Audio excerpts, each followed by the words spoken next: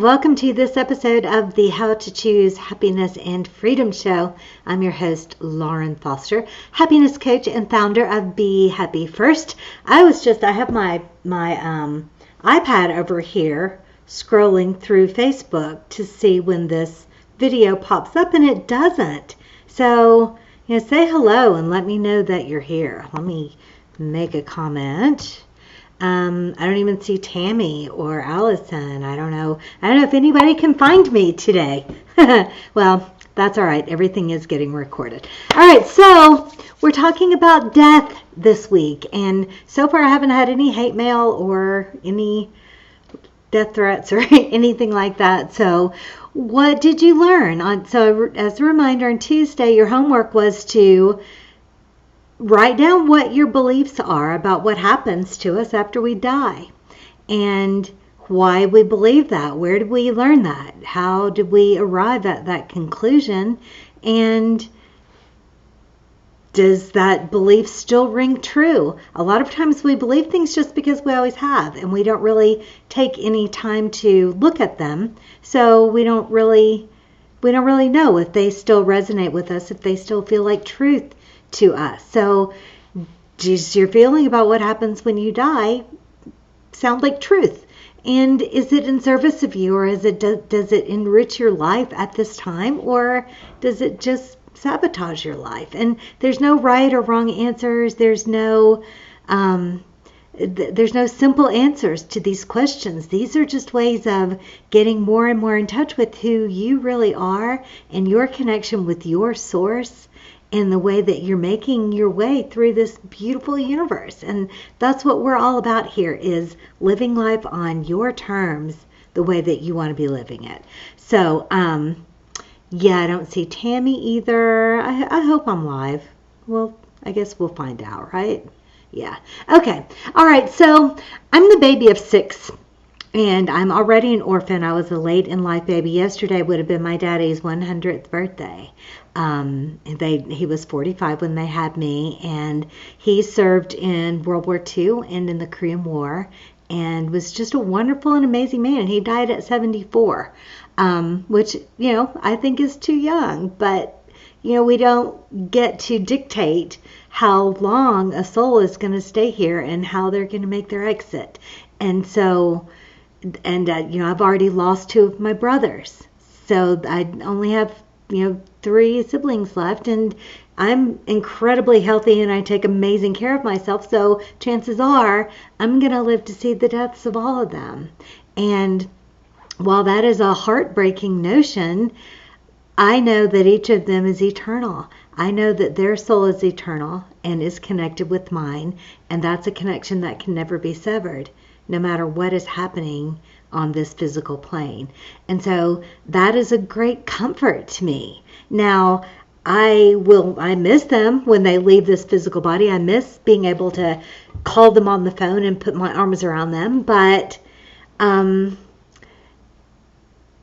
knowing that there is a finiteness to the time that we spend here in our physical bodies makes the time that we get to be together more precious. And so does this corona curse that we are under right now. So many people are going, oh my God, I miss hugging my friends and my family and my kids, and I just want to put my arms around people. And so let us do what humans usually don't do and remember this and come out of this not taking that for granted, not taking it for granted that we can anytime we want, meet our friend for coffee or tea or a drink and hug them and kiss them. And, all 200 of our friends or 200,000, all of the things that we are being limited on right now, we can use this opportunity to grow our appreciation for those. So we're talking about death.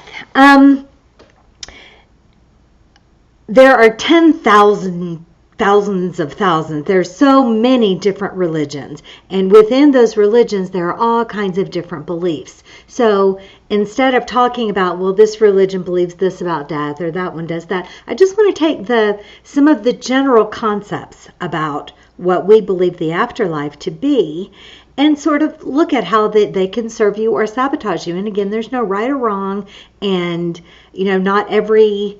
So like the idea of reincarnation and karma is very prevalent among the Buddhists, but not all Buddhists see that exactly the same. So we don't want to set up any debates or anything like that. We are talking only personally about what your beliefs are and do they serve you.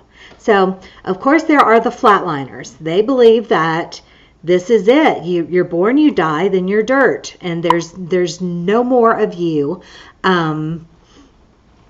There is no more of you left there in the world. So that this can dictate your life by it could benefit you by thinking, well, this is all there is. We only have this 80 or 90 years. I'm going to make the absolute most of it. I'm going to live every moment. I'm going to live every day as if my days are limited, because I believe that they are.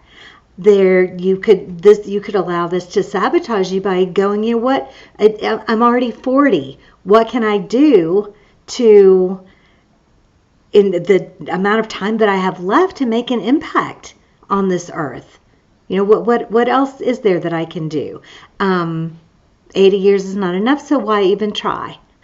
Nothing comes after this, so what I do here doesn't matter. So what you can put your beliefs to work however you want them to. I got somebody just put scammer in my comments, and that's completely distracting me. So I don't know who you are or what you mean by that, but wow, hurtful. But anyway, so that's one way of looking at this time on earth, that there's nothing that comes after. This is all you get.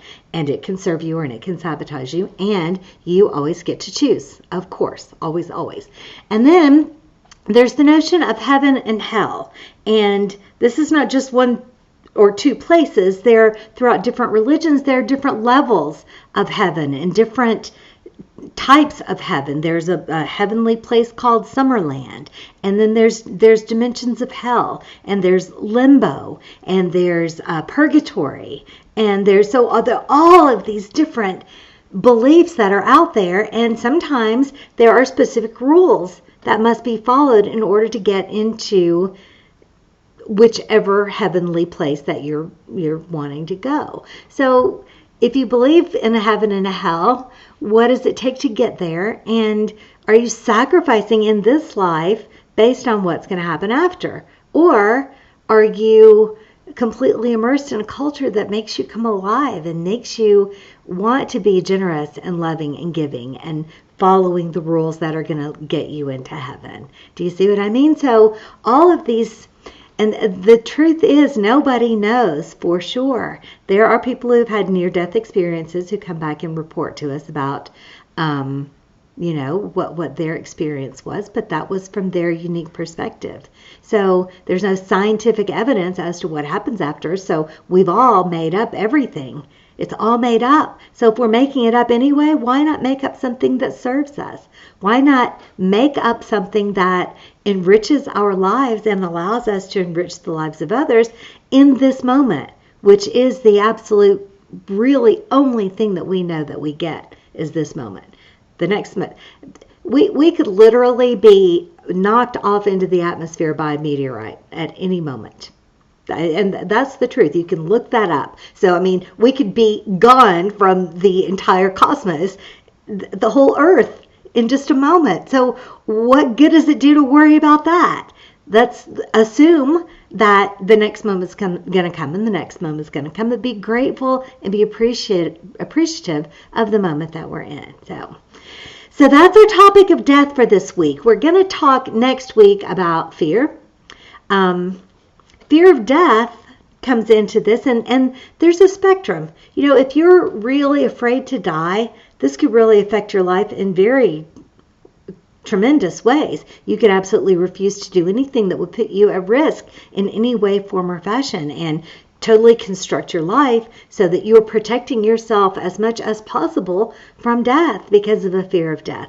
Now, on the other end of the spectrum are people who are their happiest when they're tempting death, when they're, that we call them adrenaline junkies. You know, they're jumping off of cliffs and out of airplanes and getting that rush of challenging life and feeling so totally alive. And of course, most of us are going to be somewhere in between as far as how much we fear death and how much we're willing to risk this being our last day for the sake of the fun. So next week we're going to talk about fear. And fear shows up in every area of our lives. A lot of our teachers will say that fear is the opposite of love.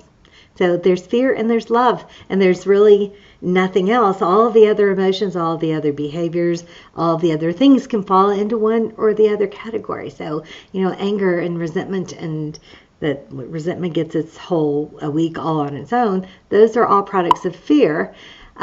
Gratitude and happiness and joy and positive expectation are all aspects of love. So that's what we're going to talk about next week, and I will look forward to seeing you then. So remember, in the meantime, happiness is a choice, and you can always choose to be happy first. See you next week.